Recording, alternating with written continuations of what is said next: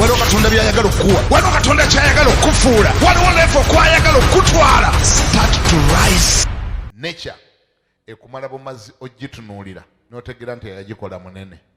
The environment, the nature alone is able to tell you that there is God. Whoever did it is so great.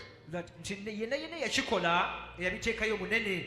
Ne bwe wataali baddewo bayibuli ennyonnyola katonda, common sense yali kuyamba okutegeera nti waliwo katonda. Even if there were no scriptures to read or Bible to study, common sense would have told you that there was a maker. Ate era bwali birabye libadde bwewunya ayabikola bwali. You'd have just wondered in amazement the one who made it, how he is. When I consider thy heavens,